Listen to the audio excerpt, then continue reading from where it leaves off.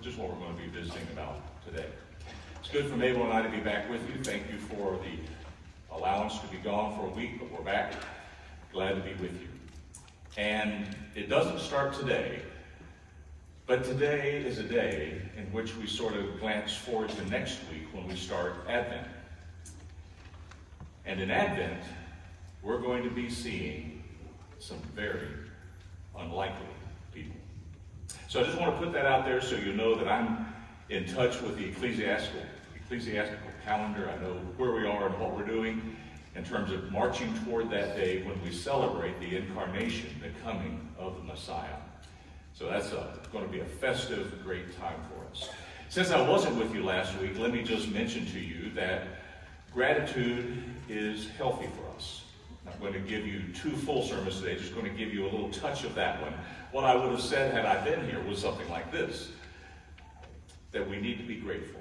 Well, we know that. That's why we have a Thanksgiving Day. That's why we celebrate that. That's why we talk about what we're grateful for. That's why we go around and talk about, I'm thankful for this. Yeah, we know that.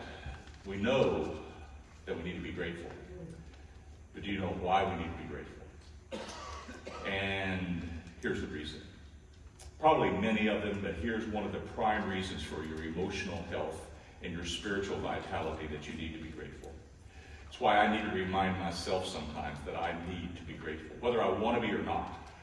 Whether I think I have a lot to be grateful for or not, I better make myself find something to be grateful for. Because if there is no gratitude, we crack the door about that far for bitterness to set in. And we don't dare crack the door for bitterness to set in. Now, I say crack the door because that's a ways down the road before we become bitter. But what happens is I'm not grateful. Then I start looking around. Well, you. Matter of fact, all of you got something to be grateful for. You're all doing better than I am. Well, if you're doing better than I am, what's wrong with me? Well, that sort of sets the stage for a little bit of self-pity. Yeah, we won't stay on that too long. We start feeling a little sorry for ourselves. Then we start glancing around for some more opportunities to say, see there, I told you, see there, I told you, my life is not that good. And if we carry on with that too far, we start to get this little tiny seed of bitterness that sets in. And once that starts to grow, it grows very fast. So that's the end of that first round of sermons for this morning. But even if you find yourself saying, but I don't have anything to be grateful for. Everything is going wrong. And I do sympathize with that. I really do. I'm not making fun of that. I'm not saying snap out of it. I'm not saying get over it. I don't like that kind of talk to people. I don't tell you, well, you just better find something. No, in tenderness, I want to say to you that even if everything is going bad, find something to be grateful for. Because if we don't have that, it only gets worse from there. So, amen to that sermon. So we'll close that one and I'll catch up with where I am today. I told you that with Advent coming, we're going to see some unlikely people. And so today's message is entitled The Unlikely Ones. And probably somewhere along the way, about now or in about 10 minutes, you're going to be going, is he talking about me? Well, I'm kind of talking about me. I'm talking about me and you. I'm talking about all of us, and we'll visit those points in just a second.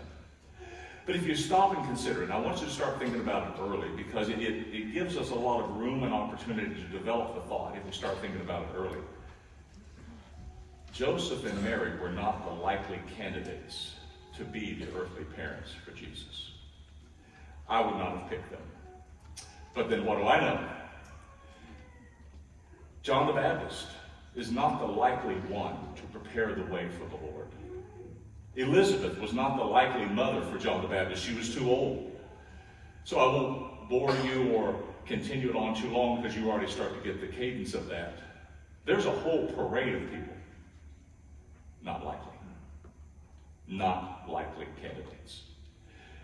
So, we're going to begin understanding what this thing is about the unlikely ones. We live in a time when it's directly opposite of how we usually think, though, because we're coming into the bowl season, right? And we could all talk about our teams, and we won't do that. Even though I did share with a few of my brothers this morning that the cats went bird hunting last night. Sorry if you're from Louisville. I'm not meaning to be mean with that. It's just that the outcome was obvious.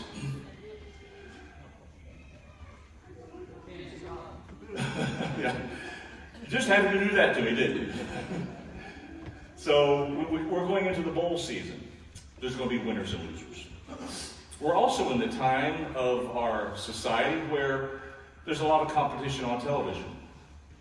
There's America's Got Talent, and there's The Voice, and there used to be American Idol.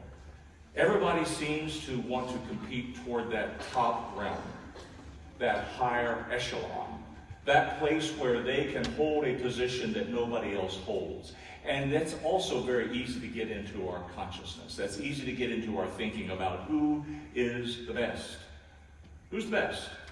And sometimes, even those of us in higher education, we start talking about a phrase that sometimes bothers me. Maybe it ought to bother me even more, but there's this phrase that goes around called the best and brightest. Well, I want that too. As you search for pastoral leadership, you want the best and brightest. As we look for medical students, we want the best and brightest. At the same time, that can easily get ingrained in us to the point that we think that's really the only place that we should look. That we should never look at anyone below best and brightest. We should never look at anybody below championship teams or contest winners. And I had something happen to me one day in my office that reminded me of this, and it really taught me something. And I think I purposed from that point forward to not be one of those that only looks for best and brightest. It was actually kind of humorous, but it was also sort of irritating. We were looking for a staff person at St. Mary's Medical Center when I was a director there. And so a lot of resumes were coming in, a lot of CVs were coming in, a lot of nominations from people saying, you ought to look at this one, they're best and brightest. So one day, the secretary had brought the mail to me, and I was going through it, and I find this letter. The letter said this: Dear Dr. Patton, greetings. And the very next line stunned me. It said, you may now consider your search for a staff person over. I will call next week to schedule my appointment for an interview. I looked at that and read it again, and I had to read it a third time because I'd never gotten a letter before that was so reassuring. Your search is over. I had never gotten a letter like that before, and then it just started to irritate me. It's sort of like your fingernails going across a chalkboard. The more I looked at it, the more irritated I got. Yes, I did get irritated.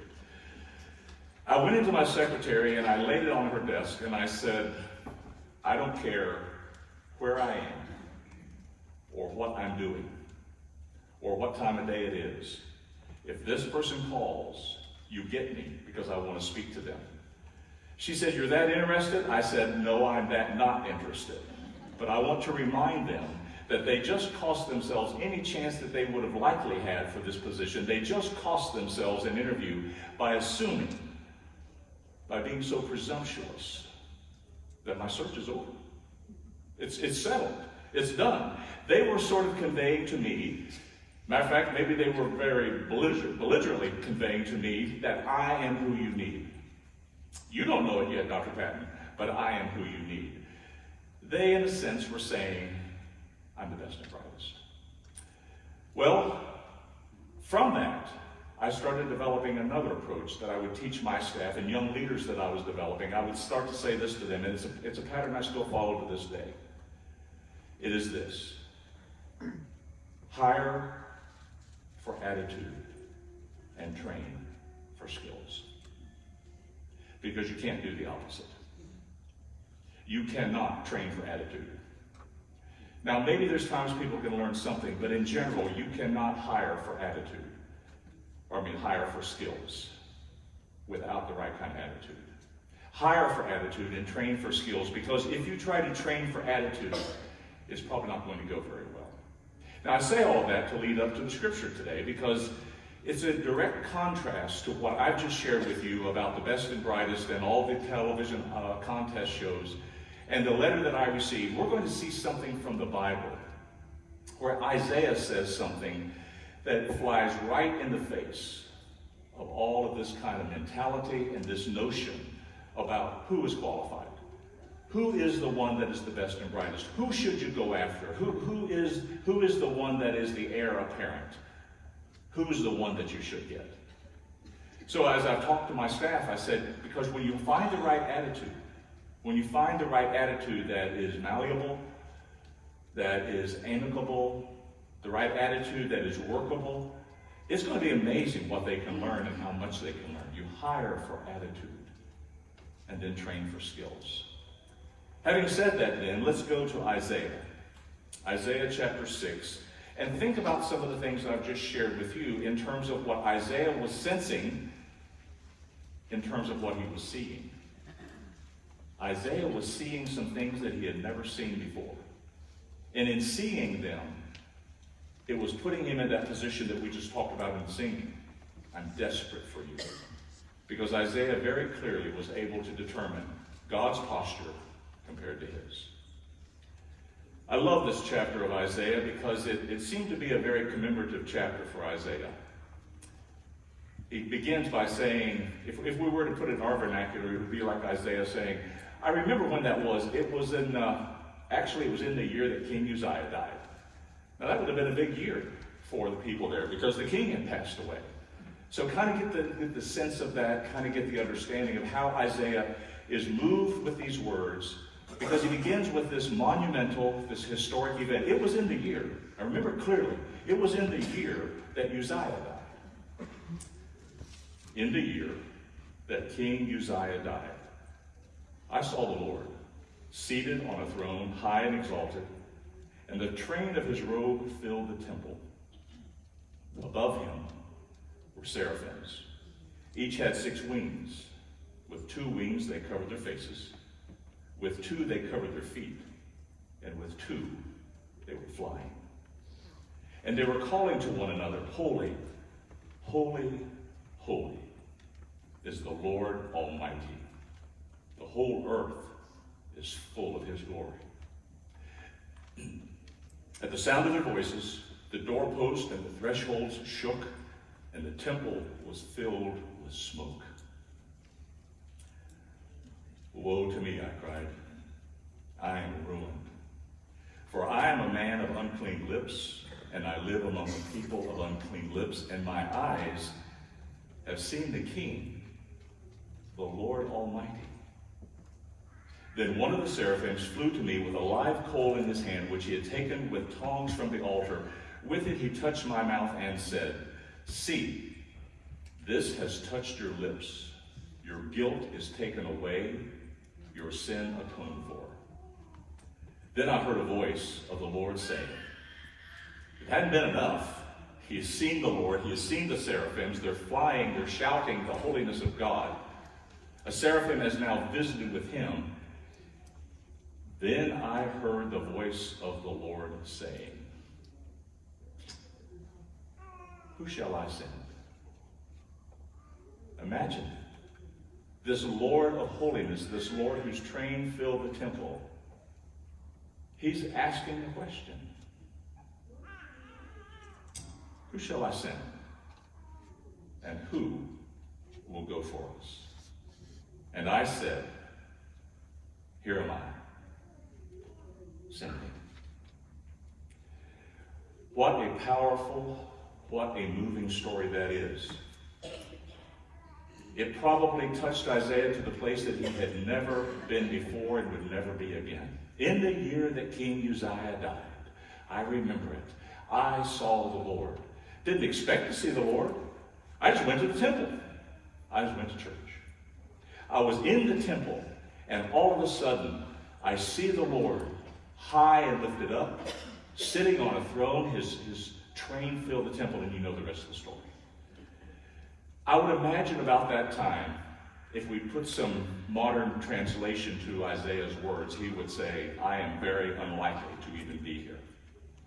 Matter of fact, I should not even be here.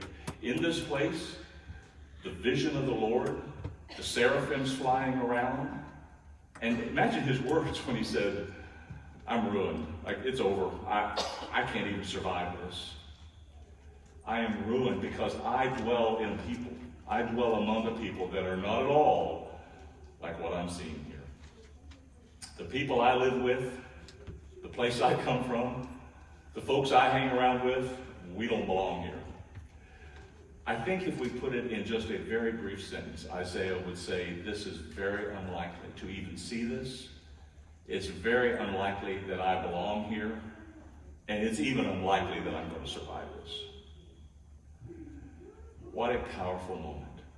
But that's exactly what we need to understand as the song led us, as the praise team led us, to see the glory and the magnificence of who God is, compared that to who we are, and what God wants to do with that space in between. So, we've already considered the fact that God, I think, would kind of go along with me, if I could be so bold, that God is probably also interested in hiring for attitude and training for skills. But sometimes in the church, we forget that, or we don't assume that, and we start looking at ourselves going, I'm not very likely either. I'm with Isaiah. He didn't belong, and neither do I. So I want to correct that for you today and help you with that, because it could be right now that God is calling upon you to do something that you're going, I'm unlikely. I was not voted most likely to succeed in high school. Matter of fact, you don't want to know what I was voted for in high school. But God could be calling you. Now, this is not one of those stories where you're going to end up messages where you're going to have to sell everything you have and move to the African continent. And that's not that. It's not that you have to make such self-sacrifices that your life will never be the same, but it could be that God is calling you from an area where you've always lived within your own mind. Hear this, within your own mind and in your own heart, God is going, come here, and you're going, I don't want to. I don't want to.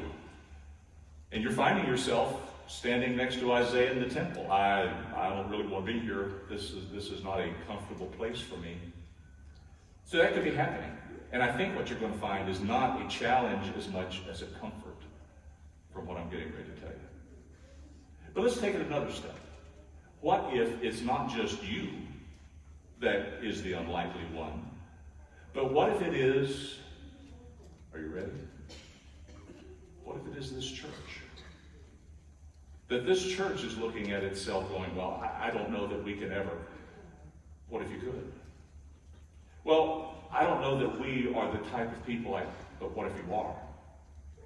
So I could have some unlikely people sitting here in an unlikely congregation that God is going, who can I send? What if God is passing by and looking down upon us right now, saying, who could I send? You know, there's a passage in the Bible that says this: the eyes of the Lord run to and fro over the whole earth, seeking those that he could use, those whose heart is perfect toward him. Notice in that description, it is not the most educated, the most popular, or famous, the richest, or the most beautiful. That's not who he's looking for. He is not concerned about who is the richest, the most popular, the most famous, the most beautiful, the most talented, the most experienced. He is looking for those whose heart is pure toward him. And if he can find that one whose heart is pure toward him, then God finds the answer to his question. Who can I send? I can't just send anybody. Because as you read further, you'll find that this was not going to be a very awesome kind or a very enviable kind of mission. Because if you read further, you'll find that what he said to Isaiah is, he said, go to this people. Because the characteristics of this people are this: they are hearing, but they will not understand. They are seeing, but they will not perceive. So Isaiah, you go tell them, I have tried and tried to reach you. You won't pay any attention to me. You're still ignoring me. You say you see, but you won't open your eyes. You say you understand, but you won't apply. So Isaiah, you go tell them that to try to get their attention is going to get worse for a while. Now, why in the world would Isaiah volunteer for a mission like that? I'm in the presence of God, and this is a scary place with seraphims flying everywhere. It's the holiness of God.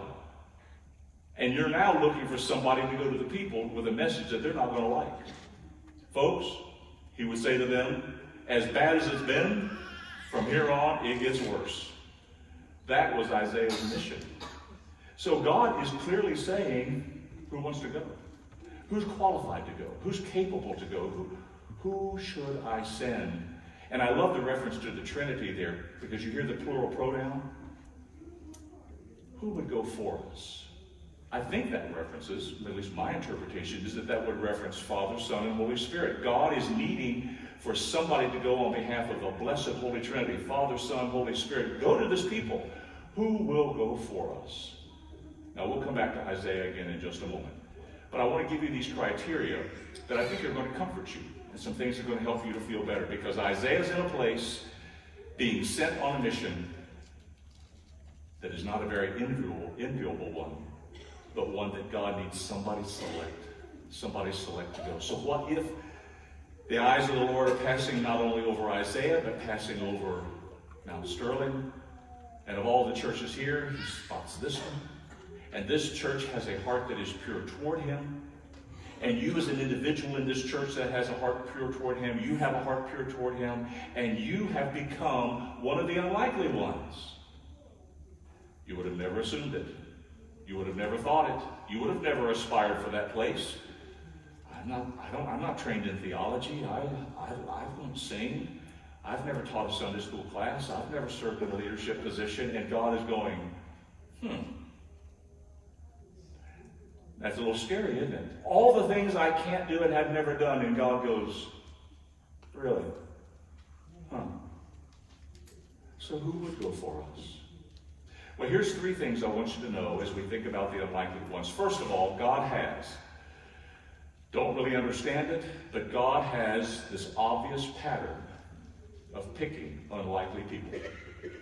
He goes totally different than we would expect him to go. We would, as I've already described to you, we would go to American Idol, we would go to America's Got Talent, we would go to the bowl winners, we would go there. And God says, no, I won't go there. I'm not interested in that. Because they are already assuming that they have everything they need. I don't want to go there. God has this obvious pattern. When I first wrote this in my notes of thinking and preparing this for you, I said, God has this discernible pattern. And then I had to scratch that, and I said, no, it's not a discernible pattern. It's an obvious pattern. It is clearly marked through Scripture. All you have to do is read, and you find God picking people that the rest of us are going, why'd you pick them? He has an obvious pattern. I would say a very deliberate, obvious pattern of picking people that nobody else wants to pick. The quick example is King David. You know the story. Israel needed a king. And Saul went to Jesse's house. And Jesse had a bunch of boys, a bunch of young men that were valiant and strong and young. Surely be somebody there could be a king. And Jesse parades them through. His oldest, nope. His next oldest, no, I don't think so. The third oldest, absolutely not. And then it gets down to the point of, you have any other sons? One. I got one. Who's that? David. Where is he? He's out watching the sheep. Go get him. You don't want to see David. I want to see David. David is young. He is not as strong as his brothers. He's not experienced. That's why we got him watching sheep. It doesn't take a whole lot of talent to watch sheep. Go get David. And David walks in. Probably sort of a gangly teenager. Maybe a young gangly teenager. Probably the one that when his older brothers wanted to play tricks, they played it on David. Probably when they wanted to have punching practice, they punched on David. Go get David. It's a waste of time. I don't know why you want to see David. David, not all he's good for right now is watching sheep. He's just young and inexperienced. Would you go get David? And David comes in. Saul says, the king of Israel. Think about that. The king of Israel has just walked in. Because he was capable? No. Because he was not capable. Because he was skilled and qualified? No. Because he was not skilled and qualified. You start to see now, God has this obvious pattern. He has this obvious pattern of picking people that nobody else would pick. And we're going to move to the second point to understand why. The second point is this.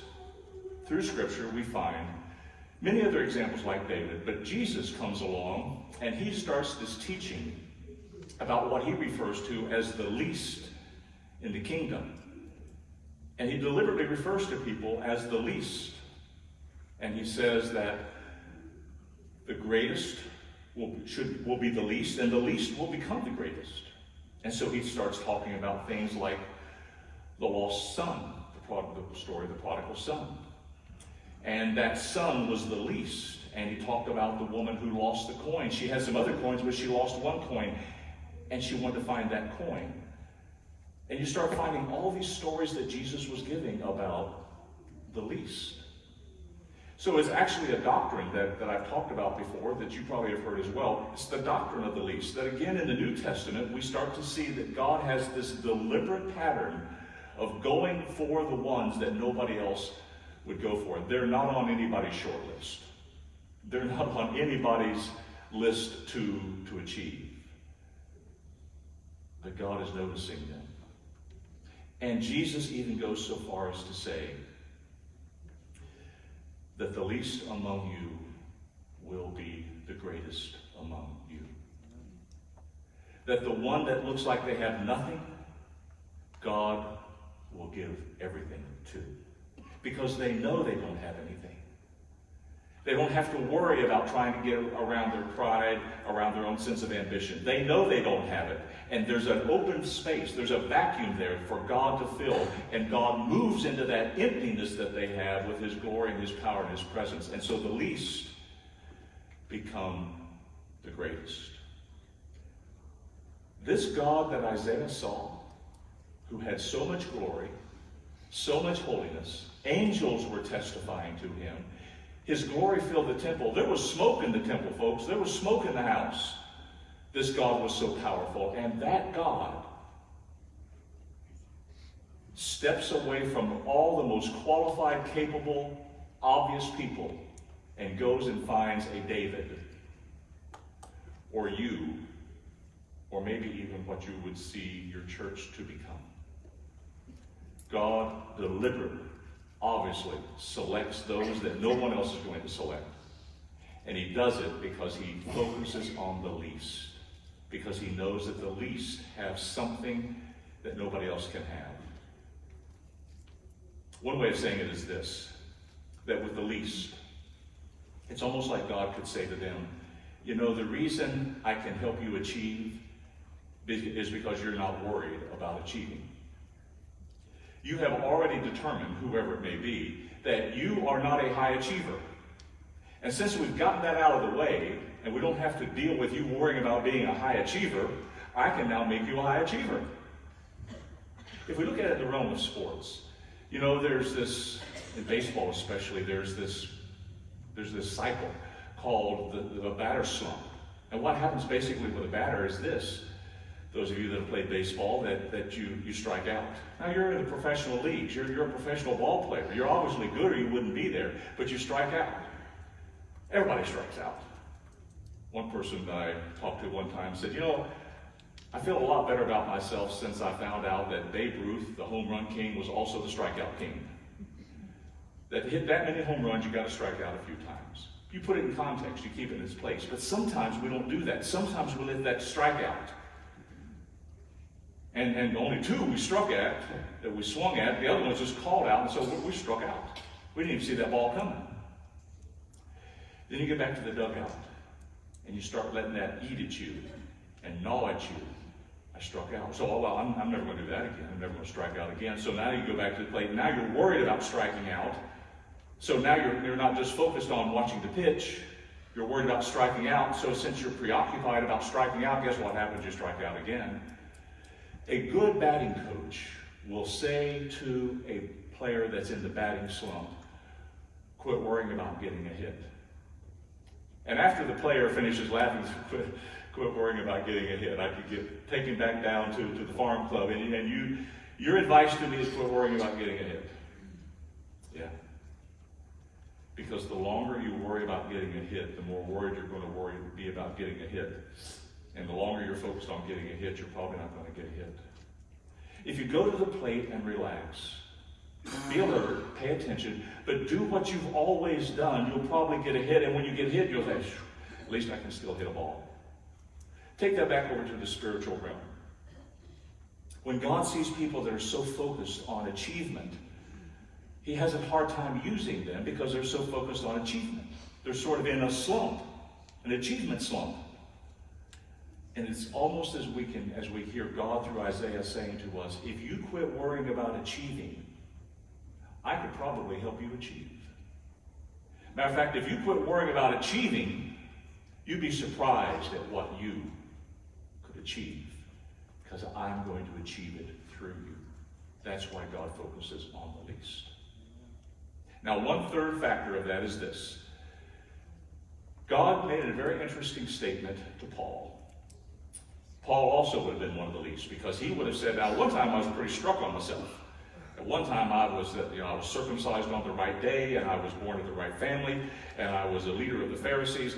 Paul was pretty proud of himself for a while, and he wasn't achieving anything because he was fighting the kingdom of God, because he was so convinced that he was already everything he needed to be, and God brought him to a place of being unlikely.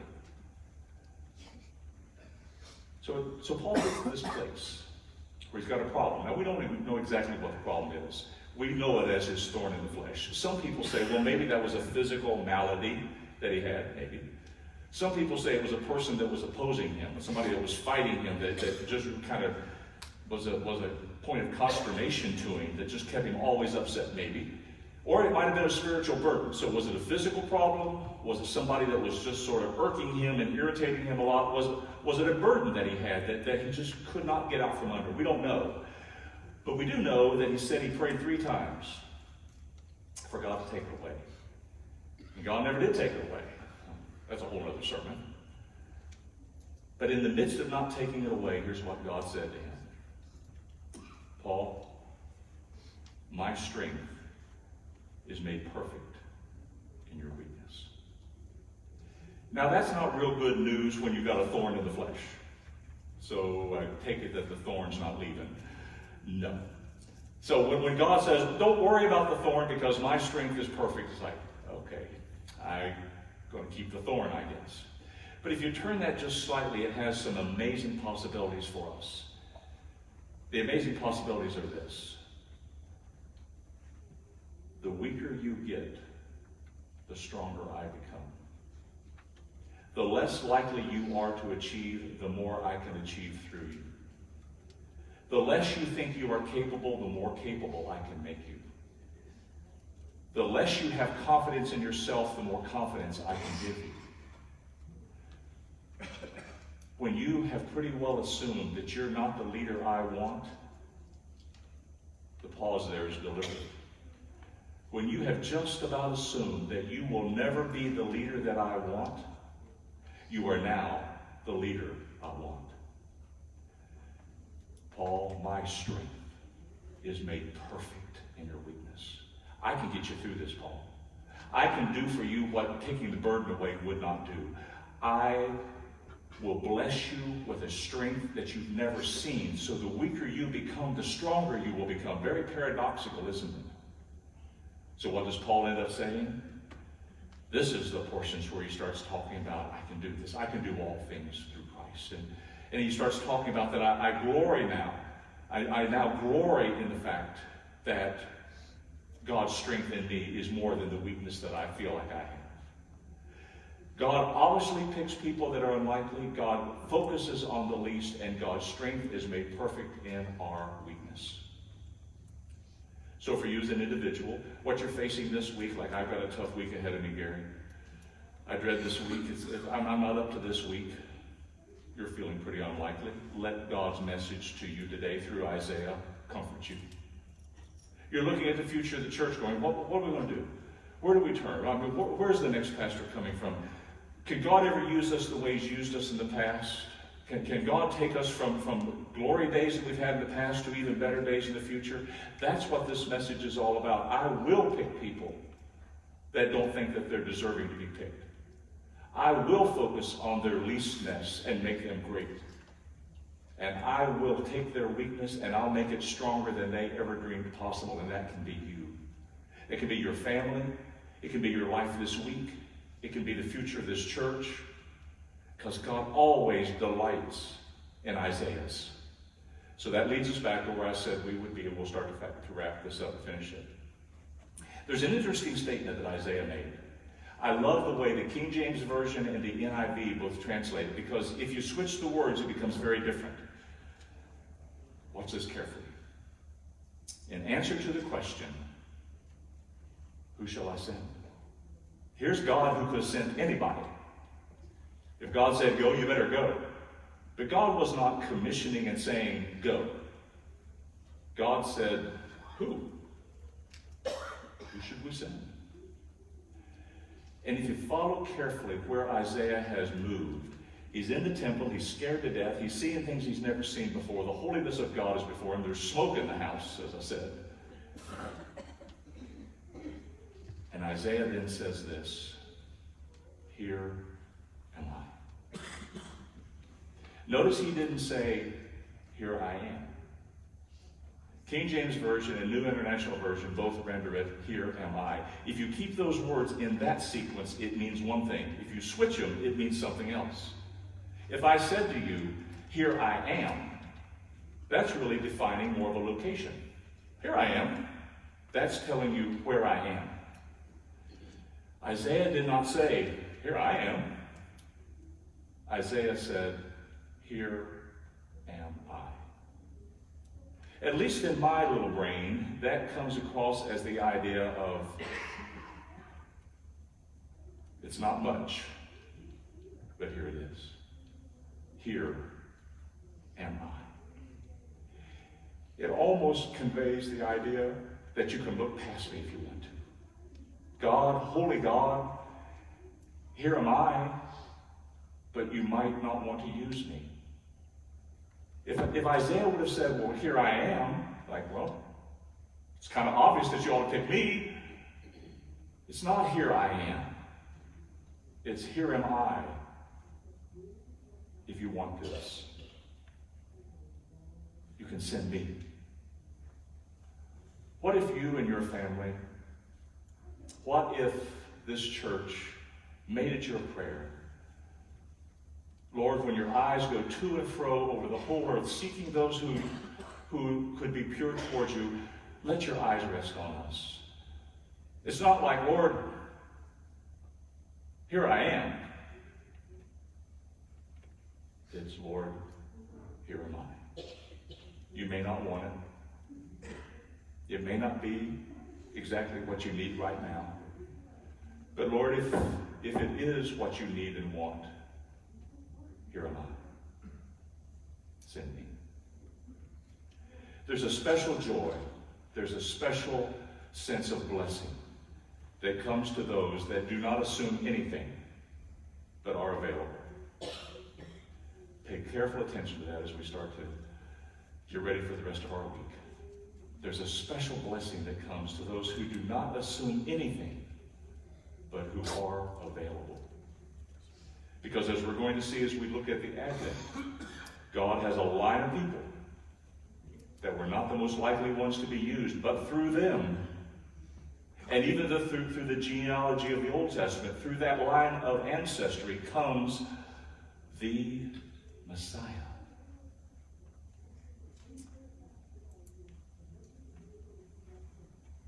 There's a lady that Mabel and I knew that probably be hard to even get through the story without becoming a little emotional about her. Her name, to all of us that knew her and loved her, was Grandma Short.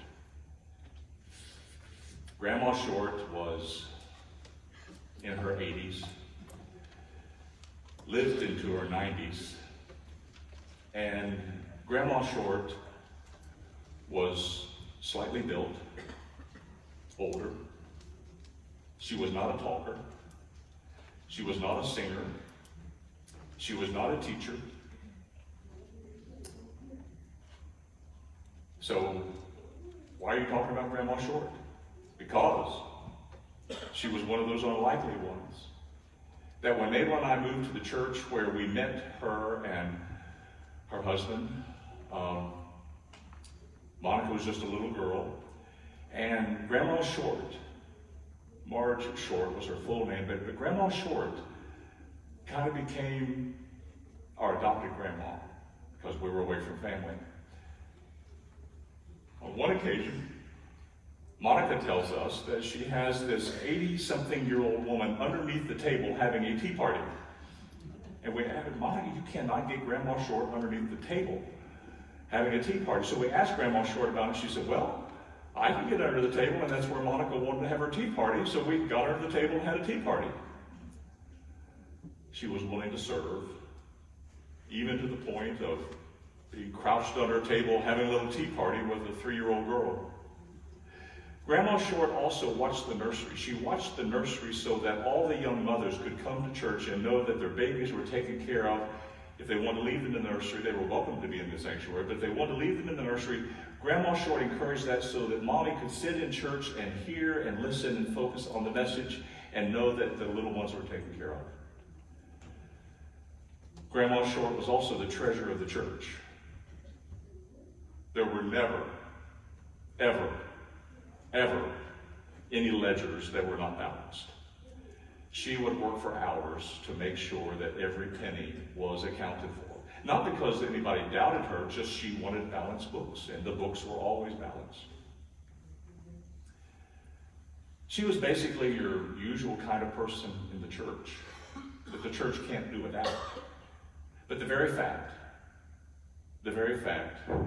that I'm standing here in Mount Sterling, Kentucky, telling you about Grandma Short from Wauseon, Ohio, the very fact that that is happening right now says something about the power and the influence of the least. By all terms and by all practicality, the chances of you here in Kentucky hearing about a woman near Toledo, Ohio, who's been gone for probably 15 years now, the very fact that you're even hearing her name doesn't matter too much. As a matter of fact, Grandma Short would probably get after me for this because she said, you should not have taken the time to talk about me. But the very fact that I'm talking about her and her influence on that church and on our lives says something about what the unlikely ones can do, how powerful they are in the kingdom.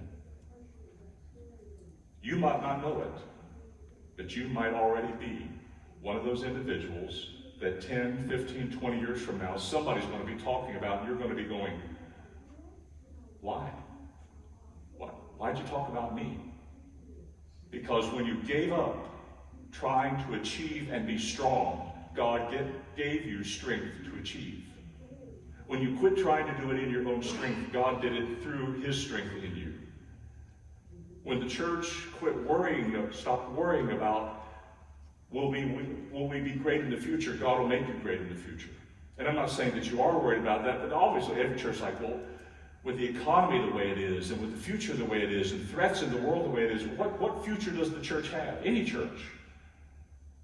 The church that is unlikely. The church that is willing to be one of the least. Their future is very bright. The church that's willing to be this pattern that I've talked about today, that church, they have a future that they can't even really begin to understand yet. So as we close this sermon, close these thoughts, this is the kind of message that you can come and certainly pray about. Lord, help our church to be what Gary has talked about. Help our church to magnify and demonstrate this. But probably just as much as that is this is the sermon you take home. This is the sermon that you go home and when you're driving down the road, you go, what does that mean for me? As we come through Thanksgiving and move into Advent, this is the kind of message that you find yourself going, so where does that cause my life to go? And how does this affect my prayer life? And what does this do for my future? How am I going to pray about this message? But just as much, how am I going to live with this message?